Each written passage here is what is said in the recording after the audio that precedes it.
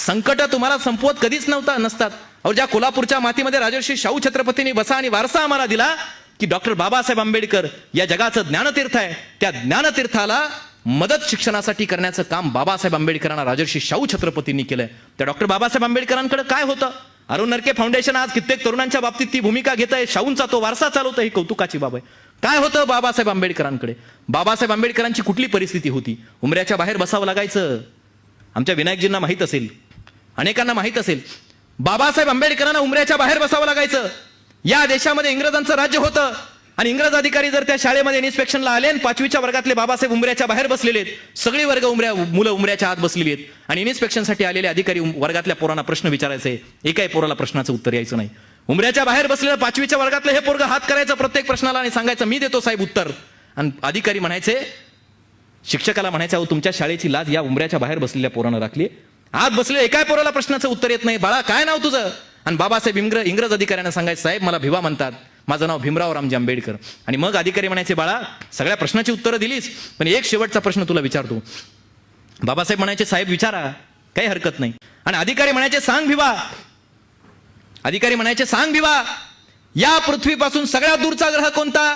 आणि 5वीच्या वर्गातले बाबासाहेब असे खाली मान घालायचे, डोळ्यात अश्रू यायचे आणि इंग्रज अधिकाऱ्यांना सांगायचे, साहेब या पृथ्वीपासून सगळ्यात दूरचा ग्रह कोणता मला माहित नाही, पण माझ्यासाठी सगळ्यात दूरचा ग्रह वर्गाच्या कोपऱ्यामध्ये ठेवलेला पाण्याचा माठ आहे.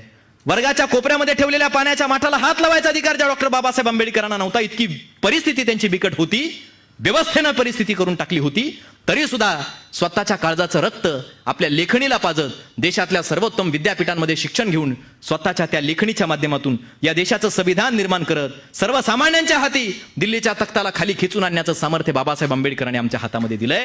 अरे ज्या कोलंबिया विद्यापीठात बाबासाहेब आंबेडकरांनी शिक्षण घ्यावं, मोठं किती होता आलं पाहिजे. घे उंच भरारी, मला विषय दिलाय म्हणून सांगतो, उंच भरारी किती घेता आली पाहिजे. भरारी घेणं म्हणजे काय? आयुष्यात सर्वाधिक श्रीमंती संपत्ती कमावणं याचा अर्थ मी भरारी घेणं समजत नाही. मोठं किती होता आलं पाहिजे ते बाबासाहेब आंबेडकरांच्या इतकं मोठं होता आलं पाहिजे.